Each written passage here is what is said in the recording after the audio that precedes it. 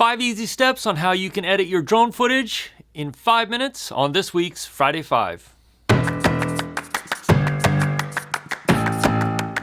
Hey, my name's Jake Sloan and I create content here on YouTube for solo creators who are out there creating content by themselves. And so I do reviews of equipment that makes the process easier, and I do tips and tutorials on how to use that equipment so that you can tell better stories. In this week's Friday 5, we're talking about 5 simple, easy steps you can use to edit your drone videos so that you can tell a better story. And you're gonna wanna stay tuned to the end of the video because there is something special at the end. Tip number 1 is something you should do anytime you bring in footage to your computer is do what I call a rough scrub through and get rid of all of the stuff you know you're not going to want to use. Anything with jerky motion, jerky movement, anything that was a short take that's less than a couple of seconds that you're definitely not going to want to use, or any footage that's showing stuff you know you're not going to want in your video, and narrow it down as much as you can to just the footage that you know you're going to want to use in the video. Usually for me, that goes from somewhere around 20 to 30 minutes of footage down to about 3 to 5 minutes, depending on the type of video I'm working on. For tip number 2, and this is one of my favorite parts, is find a really good piece of music that fits the feel and fits the motion of the story you're trying to tell. And so whether that's something that's fast-paced with a very driving rhythm, or whether it's something like this music here, which is more smooth, slow, cinematic type, but it builds to a big climactic ending at the end, is something you want to do. So finding the right piece of music is really important, but then also when you start editing your footage, you're going to want to edit to the music you're going to use in the final video, because that's going to help you determine your edit points, your cut points, as you go through and edit the video. You're not going to want to edit in random places during the music, but you're going to want to cut and edit to the rhythm of the music, whether it has hard driving beats or whether it's more, smooth and cinematic. You're going to want to cut to the rhythms of the music so that it makes sense. And also, when you're cutting to the rhythm of the music, you don't want to cut to the same exact beat every single time, because then all of your cuts become very similar and very repetitive as far as the length of the cuts. But you want to change it up. So some of them are going to be longer and some of them are going to be a little bit shorter. But that really helps to add to the rhythm and the flow and the feel of the video overall. Tip number 3 is one of the more difficult things to learn, but definitely worthwhile, and that's that you want to learn to build a story as you put your footage together. So you don't want to reveal everything all at once, but you want to start with something that starts in one location and then follows a journey, maybe through locations or in different places, different shots, to reveal something at the end. And so sometimes the best way to start with that is start at the end. Know the shot that you want to use at the very, very end, and then work backwards, building toward revealing that shot.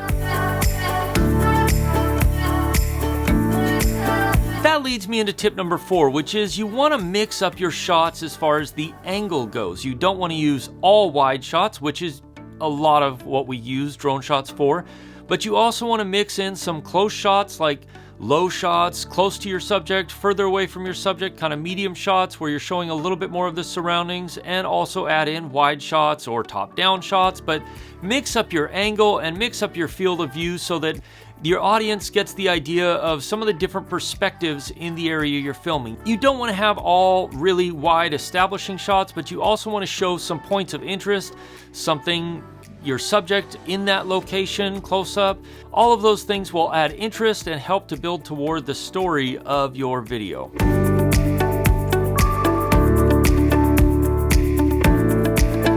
And my last tip, tip number 5, is you want to leave people wanting more. And what I mean by that is this: you don't want to have a 5-minute drone video just because you have 5 minutes of drone footage. You want to edit it down so that it makes sense, it's engaging, and it draws people in, and people really, really enjoy it. And then when it ends, they wish that there was just a little bit more.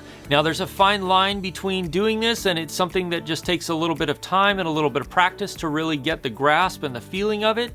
But when you do, it's really, really worth it, because people will enjoy your videos that much more, and you will really see your drone footage, your drone videos progress to a whole new level once you grab a hold of this concept. Those are just 5 of probably a million tips on how you can improve your drone footage and your drone videos and editing your drone videos, because it's a really big subject and I'll definitely be doing more of it on this channel.